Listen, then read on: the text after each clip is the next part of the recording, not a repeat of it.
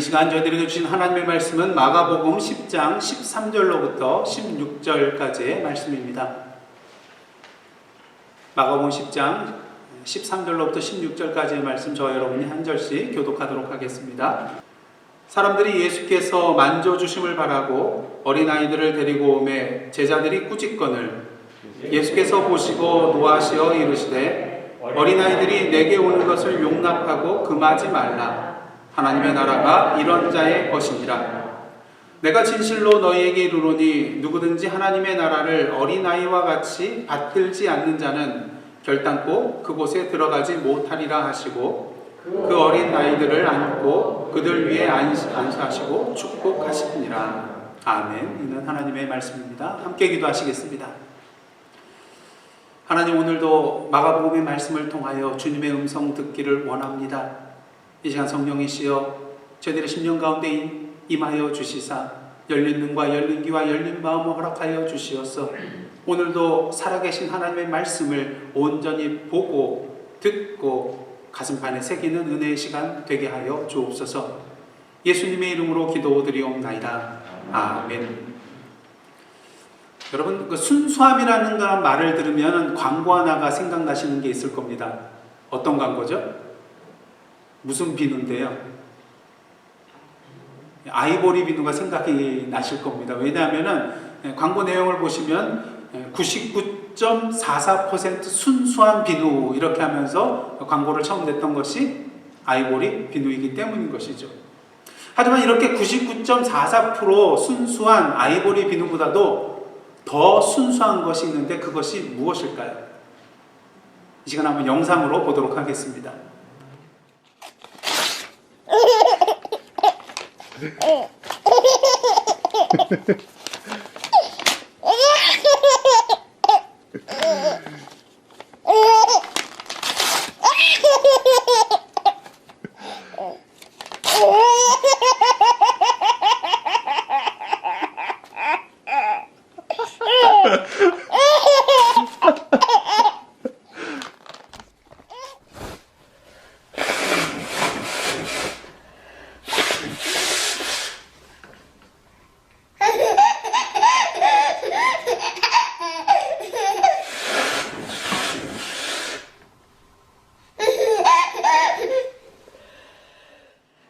어떠신가요? 이것보다 더 순수한 것이 이 세상에 있을까요?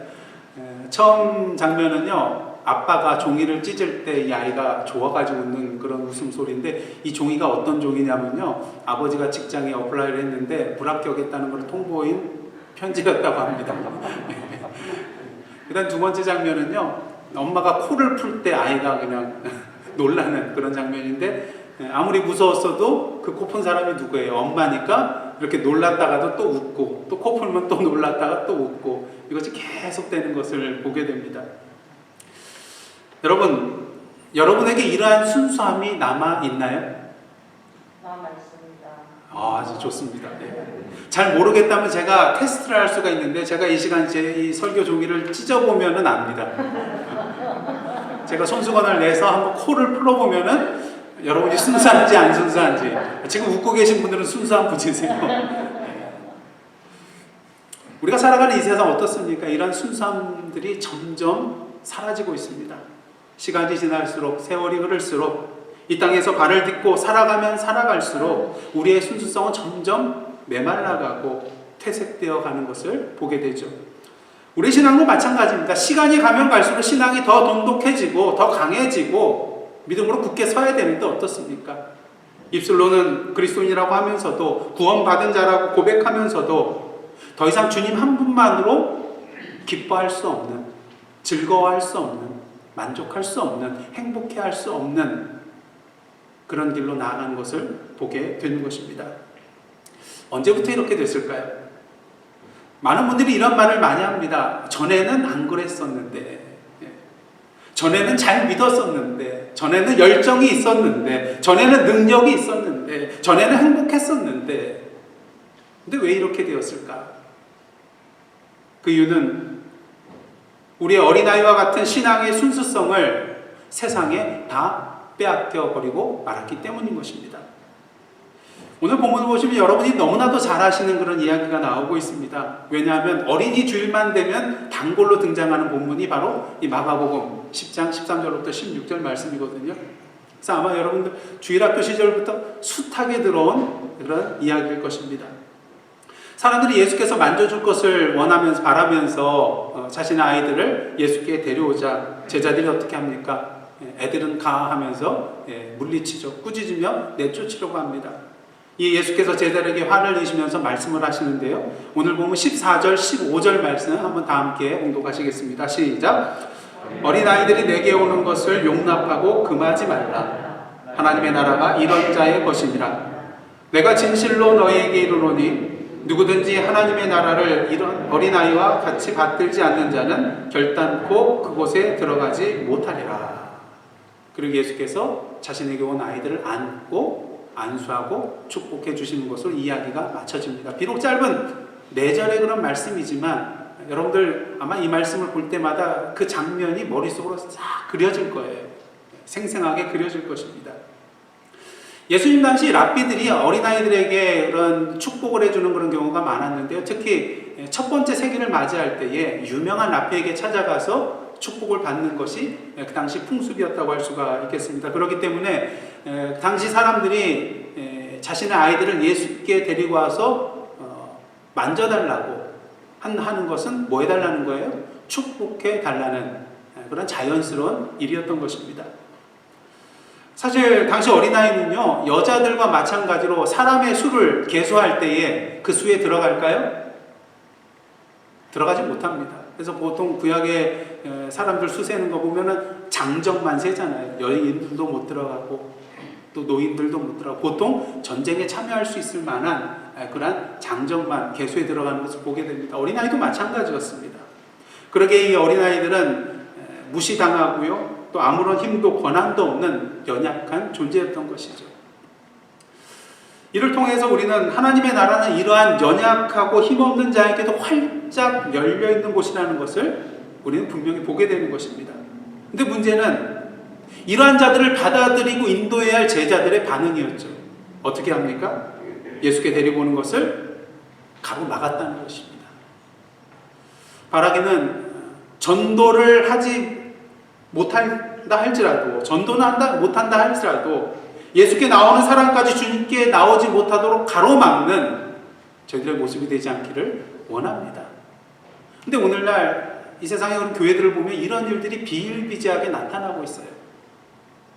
전도도 하지 못하면서 오는 사람까지 가로막는, 상처 주고 내쫓는 그런 일들이 일어나고 있다는 것입니다.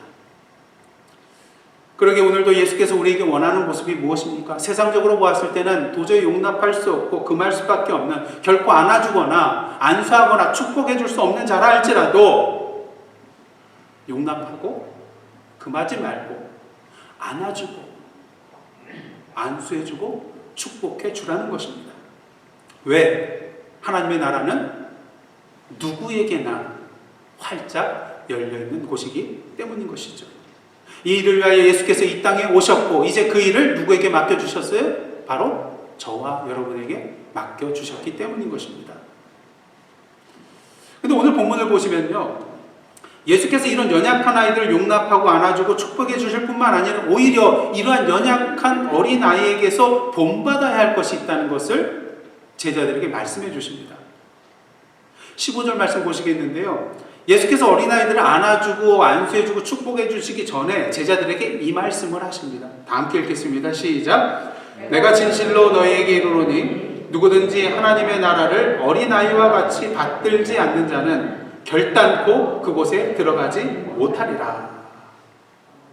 하나님의 나라를 어린아이와 같이 받들지 아니하면 결코 천국을 누릴 수 없다는 것이죠. 이 말씀을 오늘 믿는 자들에게 적용한다면 이렇게 말할 수가 있을 것 같습니다. 예수 그리스도를 믿고 구원받은 자로서 하나님의 백성으로서 우리는 오늘도 이 땅에서 하나님의 나라를 미리 맛보고 누리며 살아가야 하는데, 만약 우리가 이 땅에 살아가는 동안 이러한 기쁨과 즐거움과 행복을 누리지 못하고 살아간다면, 아무런 능력 없이 무기력한 자로 살아가게 된다면 이는 하나님의 나라를 어린아이와 같이 받들고 살아가고 있지 않기 때문이라는 것입니다.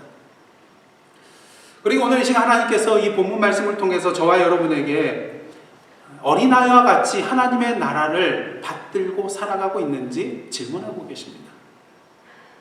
그렇다면 어린아이와 같이 하나님의 나라를 받들어야 한다는 것은 무엇을 의미하는 것일까요? 여러 가지 의미를 들 수가 있습니다. 어린아이의 겸손과 순수성과 또 절대적 의존성과 여러 가지를 들 수가 있지만 오늘 이 시간은 하나님의 나라를 온전히 믿고 신뢰하라는 차원에서 함께 말씀을 나누도록 하겠습니다. 오늘 말씀에 나오는 받든다, 하나님의 나라를 받든다고 할 때 이 받든다에 해당되는 단어는 헬라어로 데코마이라는 그런 단어가 쓰는데요. 받아들이다, 영접하다, 손에 쥐다, 인정하다, 공인하다 이런 뜻을 가지고 있습니다. 그래서 이 데코마이에서 유래된 파라데코마이라는 그런 단어가 있는데 이 단어도 유사한 뜻을 가지고 있어요. 받다, 채택하다, 영접하다 이런 뜻을 가지고 있습니다. 그런데 이 파라데코마이라는 말이 어디에 나오냐면요. 마가복음 4장에 보면 씨 뿌리는 자의 비유가 나오는데 20절에 그 단어가 나타나고 있습니다. 20절 말씀 제가 공독해 드리겠습니다.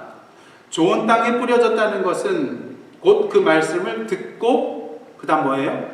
받아 30배나 60배나 100배의 결실을 하는 자니라. 이 30배, 60배, 100배 결실을 얻는다는 것은 하나님의 나라를 의미하는 거예요. 그 풍성한 하나님의 나라. 이 하나님의 나라를 누리기 위해서는 뭐 해야 된다고요? 그 말씀을 듣고 듣기만 하는 것이 아니라 받아야 한다는 것이죠.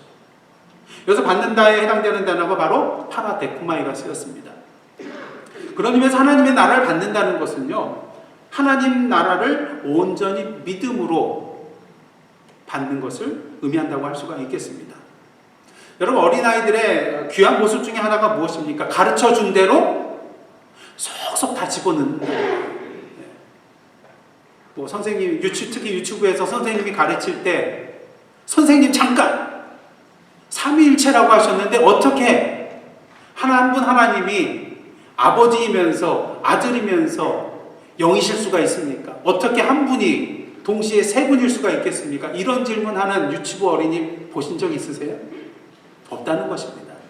그냥 선생님이 우리 하나님은 삼위일체 하나님, 성부 하나님, 성자 하나님, 성령 하나님 세 분이면서 동시에 또 한 분이고 한 분이면서 세 분이야. 이렇게 말하면 아이들은 그냥 그대로 받아들인다는 것이죠. 하지만 나이가 들수록 세상의 학문적 그런 지식이 쌓여 나아갈수록 어떻습니까? 우리의 믿음이 약해지는 경향이 있습니다.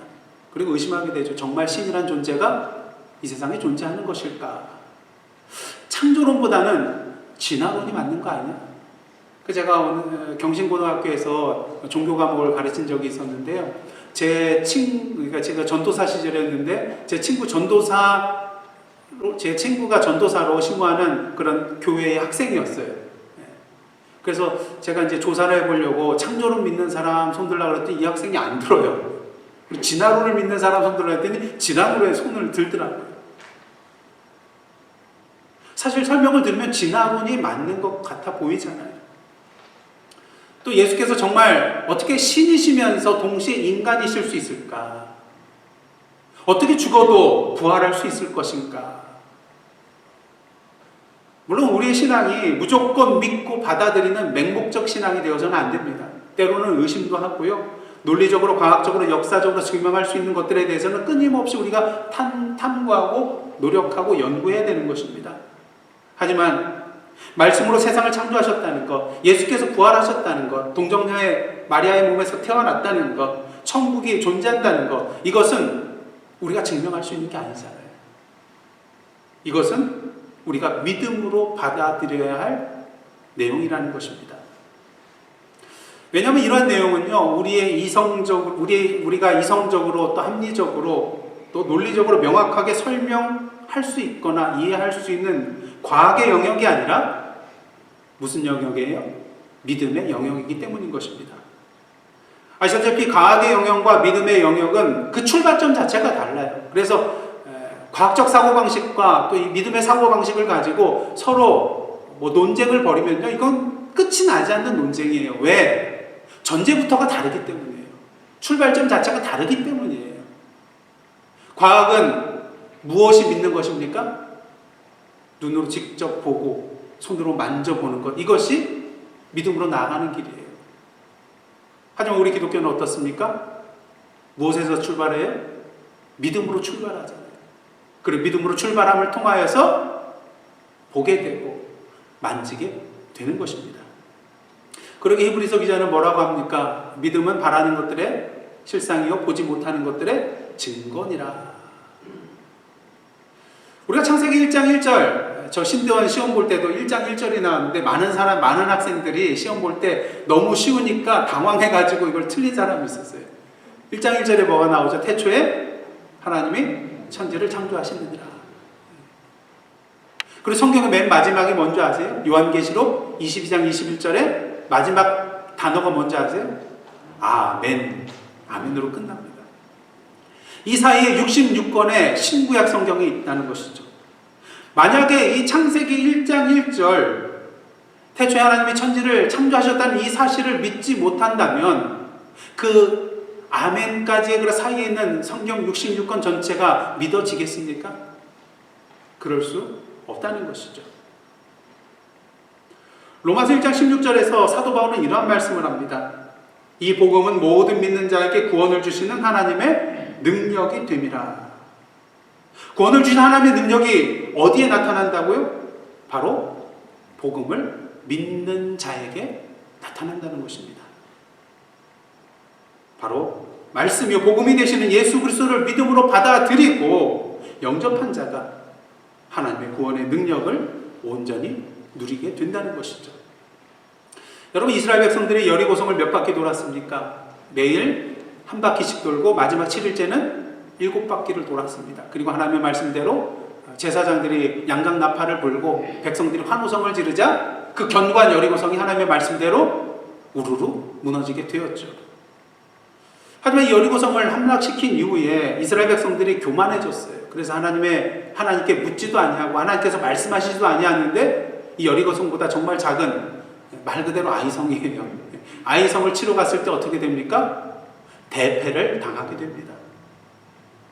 요즘 저희들 사울왕에 대해서 함께 말씀을 나누고 있는데 어떻습니까? 하나님께 묻지 아니하고 자기 마음대로 제사를 드리고 모두 다 진멸하나 헤레메 그런 하나님의 명령을 무시하고 아가왕을 살려놓고 그리고 가장 좋은 양과 소를 남겨두었을 때 어떻게 됩니까?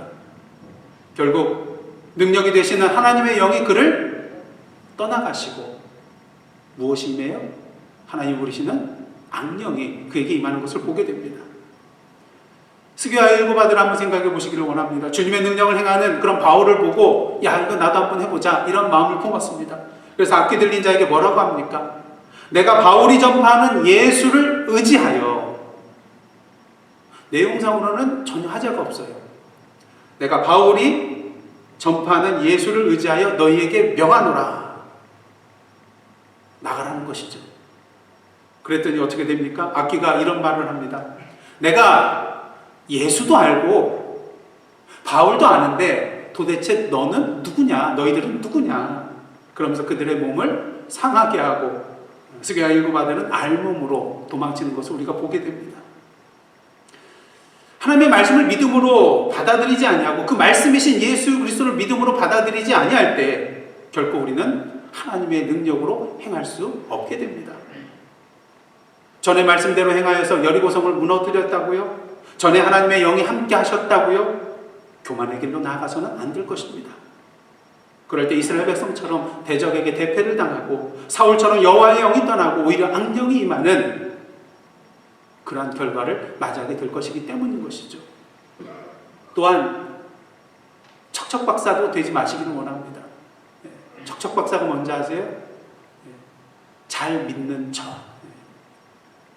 신앙생활 잘하는 척 하지 말라는 것입니다. 믿는 흉내도 내시지 마시기를 바랍니다. 왜냐하면 거기에는 경건의 모양은 있지만 경건에 뭐가 없어요? 경건의 능력은 없기 때문인 것입니다. 히틀러 나치 정권에 의하여 순교를 당하신 보네포 목사님의 그 기독론 강의 내용을 보면요, 예수 그리스도에 대하여 how, 어떻게라는 질문을 하기보다는 who, 예수께서 누구냐라는 그런 질문을 하는 것을 해야 될 것을 강조를 하고 있는 것을 보게 됩니다.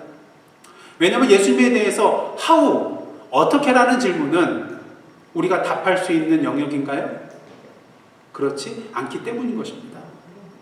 여러분, 예수께서 어떻게 동시에 신이시면서 인간일 수 있겠습니까? 어떻게 죽음에서 살아날 수 있겠습니까? 우리 이성과 과학으로는 도저히 설명할 수도 없고 설명되어질 수도 없는 그런 신비인 것이죠. 그러기에 우리는 성경이 증거하고 있는 예수에 대하여 그분이 누구신가에 대하여 초점을 맞춰야 한다는 것입니다. 그리고 그 누구신가의 예수님에 대하여 믿음으로 받아들여야 한다는 것이죠. 여러분, 부활하신 예수님을 만났던 제자들이 세상에 나아가 증거한 내용은 무엇입니까? 죽었던 예수께서 어떻게 부활하셨는가, 어떻게 다시 사셨는가, 이 내용이 아니었어요. 무엇을 증거했습니까? 십자가에서 돌아가셨던 그 예수께서 3일 만에 부활하셔서 살아나셨다. 그 예수님이 바로 우리가 기다리던 메시아다. 그분을 통하여서 우리가 죄로부터 자유함을 얻고 영원한 생명을 얻을 수 있게 된다는 그분이 누구신가에 대한 증거였습니다.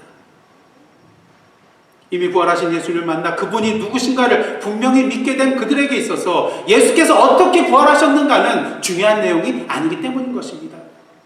중요한 게 뭐예요? 그 부활하신 예수님께서 우리의 구세주라는 것, 그리스도라는 것, 그것이 중요했기 때문에 그분이 누구신가에 대하여 세상에 나가 전파하였던 것이죠. 그런 의미에서 예수 그리스도를 믿고 있는 저와 여러분에게 있어서 오늘 중요한 것은 무엇입니까? 예수께서 어떻게의 how에 대한 대답인가요? 아니면 예수께서 누구신가에 대한 who에 대한 대답인가요?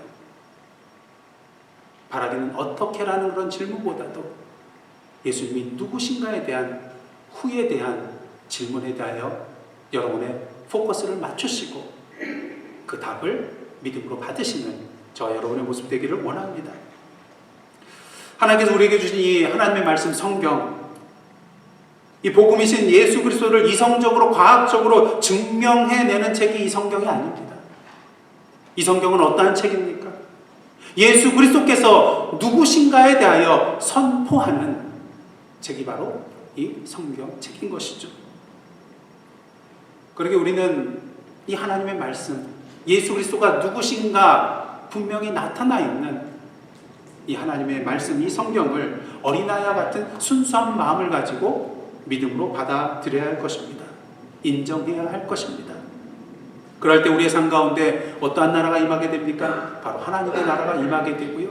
그 하나님의 능력이 누구의 능력이 됩니까? 바로 우리의 능력이 되는 것입니다. 누군가 이렇게 말할 수 있을 것입니다. 저희 어른들에게 무슨 소망이 있겠습니까? 이제 늦었습니다. 물론 엎질러진 물을 다시 담을 수 있나요? 없습니다. 지나간 시간을 되돌릴 수 있나요? 없습니다. 한번 잘못 켠 나무, 그 톱밥을 다시 나무로 되돌릴 수 있나요? 그럴 수는 없습니다. 하지만 이러한 고정관념을 여러분들 깨시기를 원합니다. 이미 물이 엎질러졌다면 그 엎질러진 물을 다 닦아내고 그 컵에, 빈 컵에 새로운 물을 담으면 되는 것입니다. 늦었다고 생각하시기 전에 이미 지나간 과거, 거기에 연연해서 왕년에는 이렇게 살았습니다 말할 것이 아니라 지금 늦었다고 생각할 그때가 가장 우리가 살아갈 시간의 가장 빠른 시간이라는 것을 분명히 깨달으시기를 원합니다. 여러분, 잘못 톱으로 켠 그 톱밥 폐기 처분해야 될 것인가요? 사실 그렇지 않습니다.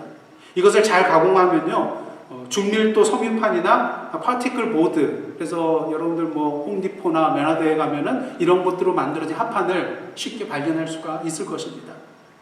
그러니 포기하지 마시기를 원합니다. 늦지 않았습니다. 오늘 말씀을 보시면 예수께서 어린아이로 돌아가라고 말씀하신 것이 아니에요. 뭐라고 말씀하십니까? 어린아이와 같이 되라고 말씀하신 거예요. 그러니 이미 다 지나갔는데 이런 생각은 결코 하지 마시고 오늘 이 시간부터 하나님 앞에 어린아이와 같은 그런 마음을 가지고 하나님의 나라를 온전히 붙잡고 믿고 누리고 나아가시는 저와 여러분의 모습 되기를 원합니다. 근데 어린아이의 믿음은요, 일단 믿으면 전적으로 그 대상을 의지하더라고요. 우리랑은 다르더라고요. 저희들은 앞에서는 그냥 제가 믿습니다. 그걸 믿고 말고요. 그렇게 말하지만 뒤돌아서는 어떻습니까? 저 사람 좀 믿지 못할 사람처럼 보이는데, 심지어 하나님께 나가서 기도합니다. 주여 믿습니다 하면서 성전문 나서면서 하나님이 정말 들어주실까? 근데 어린아이는요, 일단 믿으면요 흔들리지 않더라고요. 여러분, 아기들이 엄마를 보면 어떻습니까? 볼 때마다 활짝 웃어요. 그러다 저 같은 사람이 딱 나타나면은 인상을 조금 찡그리더니 상황을 살피고 어쩌면 울지도 몰라요. 또 4살, 5살 이런 아이들이요, 이렇게 어디서 놀다가 실컷 재밌게 놀다가 가끔 누구를 찾아요. 엄마 아빠가 옆에 있는가 자꾸 둘러봅니다. 엄마 아빠가 없으면 그리고 불안해하죠.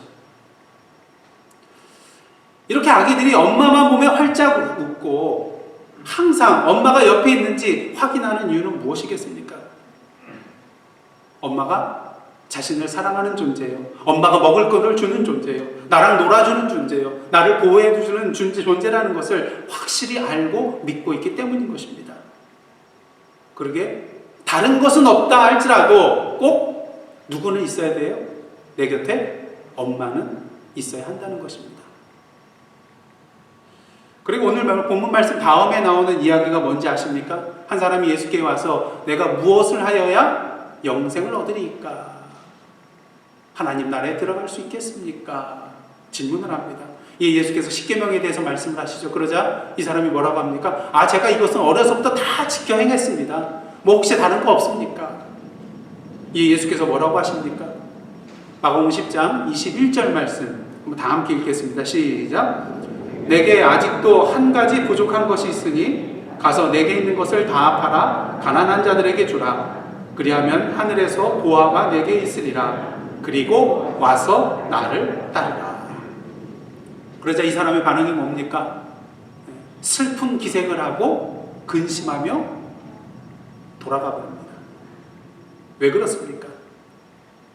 22절 말씀은 그 이유를 정확하게 우리에게 알려주고 있습니다. 22절 말씀 보시겠습니다. 다 함께 읽겠습니다. 시작. 그 사람은 재물이 많은 고로 이 말씀으로 인하여 슬픈 기색을 띠고 근심하며 가니라. 여러분 너무나도 잘 아시는 내용이죠. 그 사람이 슬픈 기색을 하고 근심하며 돌아간 이유는 뭐가 많아서요? 재물이 많기 때문이었다는 것입니다. 근데 이 말씀을 한번 자세히 보시길 바랍니다. 그 사람은 재물이 많은 고로, 그 다음 나오는 게 무엇으로 인하여 근심했어요? 이 말씀으로 인하여. 이 말씀은 무엇입니까? 예수님의 말씀이에요. 영원한 생명을 얻을 수 있는 그 길을 제시해 준 예수님의 말씀이에요. 근데 이 말씀으로 인하여 심히 근심하고 돌아가게 됐다는 것입니다. 이것은 무엇을 말해주는 것입니까? 그 사람이 믿고 의지하는 것, 그 사람의 마음의 무게 중심에 있는 것은 주님의 말씀이 아니라 결국 그에게 있는 재물이었다는 것이죠. 여러분 처음 예수를 믿고 영접하였을 때 어떻습니까? 많은 사람들이 정말 기쁨에 넘쳐요. 항상 즐거워하고요. 또 하나님의 나라를 맛본 자처럼, 누리고 있는 자처럼 그렇게 살아갑니다. 왜? 이 예수님의 말씀이 너무나도 귀하고 가치 있으니까요. 나에게 베풀어진 예수님의 사랑이 너무나도 크기 때문이요. 그리고 예수님과 동행하는 것이 그 어느 누구와 동행하는 것보다 즐겁고 기쁘고 행복한 것이기 때문인 것입니다. 근데 문제는 시간이 지날수록 이 감격과 기쁨이 점점 줄어진다는 것입니다. 왜? 이 예수님의 말씀보다도 더 귀하고 가치 있는 것이 있는 것처럼 여겨지거든요. 예수님의 사랑보다도 더 큰 사랑이 있는 것처럼 여겨지거든요. 이 예수님과 동행하는 것보다 더 즐거운 것이 있다고 여겨지기 때문인 것입니다. 그러다 보니 조금 전에 말씀에 나온 이 부자 청년과 같이 생명이 되시고 진리가 되시고 길이 되시는 이 예수님의 말씀이 오히려 뭐가 돼요? 짐이 된다는 것입니다. 왜? 세상적인 것을 누리는데 이 하나님의 말씀이, 이 주님의 말씀이 걸림돌이 되거든요. 세상 사람들처럼 이 길로 나가고 싶은데 저것들도 누리고 싶은데 이 말씀이 자꾸 걸리거든요. 전에는 이 말씀이 기쁨이었는데 행복이었는데 짐이 되어버린다.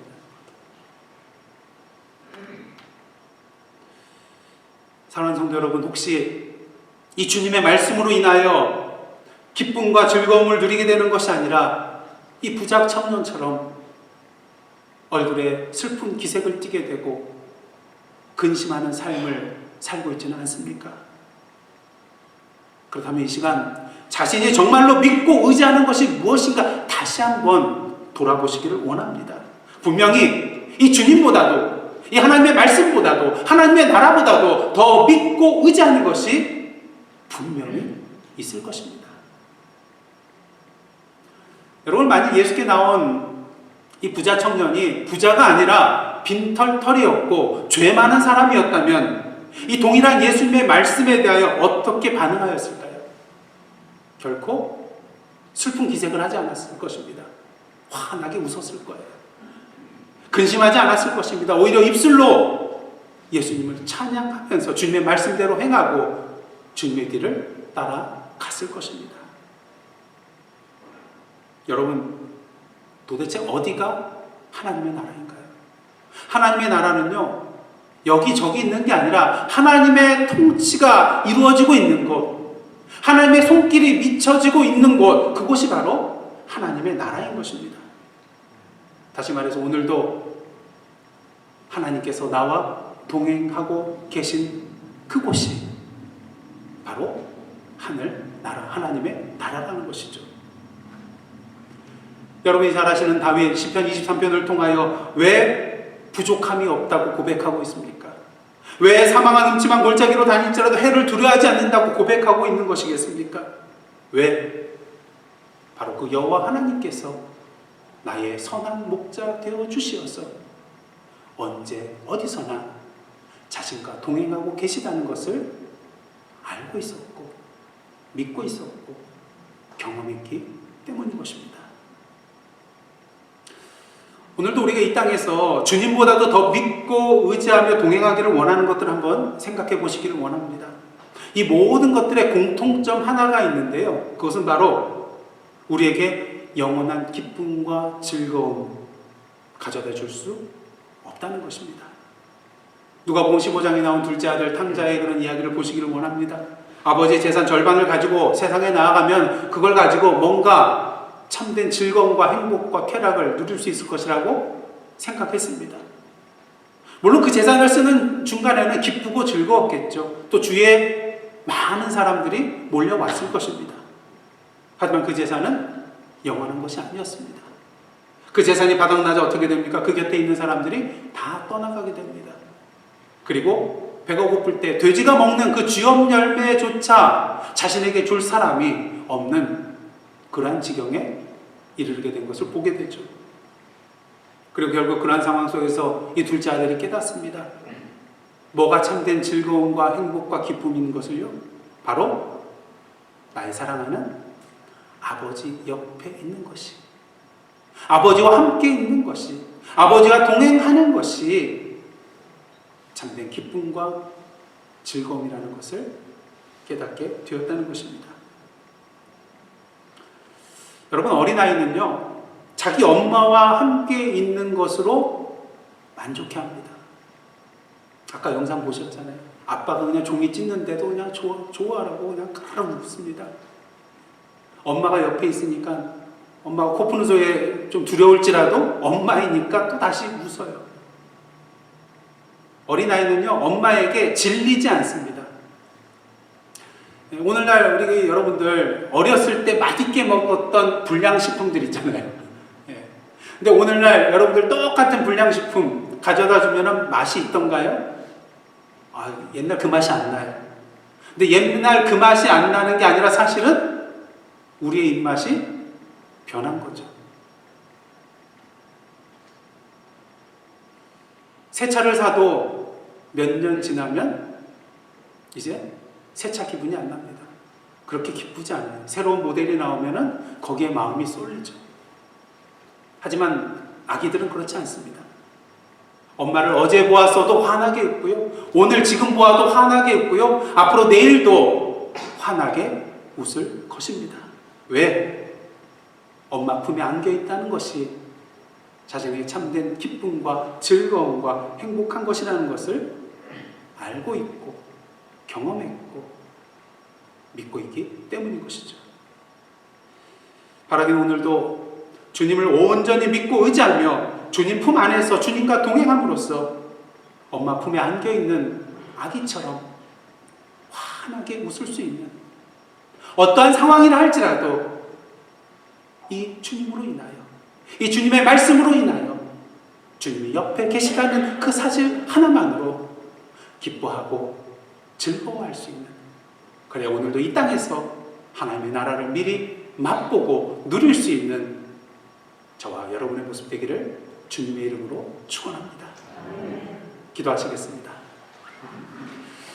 하나님, 어린아이와 같이 온전한 믿음으로 하나님 나라를 받들므로 오늘도 주님의 품 안에서 활짝 웃으며 우리의 삶 가운데 하나님의 나라를 미리 맛보고 누리며 살아가는 저희들의 삶 되게 하여 주옵소서. 오늘도 우리를 향하여 당신의 두 팔을 활짝 벌려서 우리를 품어주시고 안아주시고 우리와 함께 동행하여 주시는 예수님의 이름으로 기도드리옵나이다. 아멘. 이제 다 함께 파송의 말씀으로 나아가시겠습니다. 사랑하는 성도 여러분, 하나님께서 여러분을 다시 복음 앞에 부르고 계십니다. 주여 주님의 부르심에 순종하며 이 땅의 복음의 사명자로 살아가겠나이다. 아멘. 오늘도 살아 역사하시는 하나님 앞에 우리의 결단의 찬양 올려드리겠습니다. 살아계신 주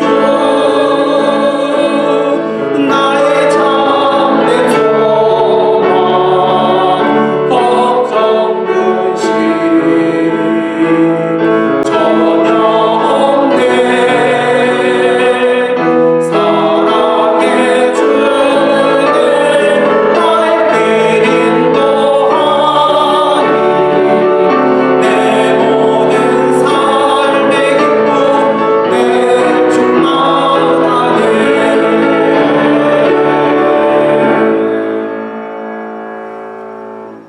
이제는 우리 구주 예수 그리스도의 은혜와 하나님 아버지의 크신 사랑과 성령님의 감동과 교제케 하시는 역사가 오늘 이 시간 어린아이와 같은 그러한 믿음을 가지고 오늘도 하나님의 나라를 이 땅에서 미리 맛보며 누리며 살아가기로 결단하며 나아가는 하나님의 백성들의 그 산과 그 터전 위에 나라와 민족과 이 미국 땅과 모든 선교지들과 또 오늘도 주님의 참된 하나님의 나라의 통치가 이루어지기를 애통함으로 기다리고 있는 모든 이 땅 위에 고난받는 자들, 억울함을 당하고 있는 자들, 애통하는 자들,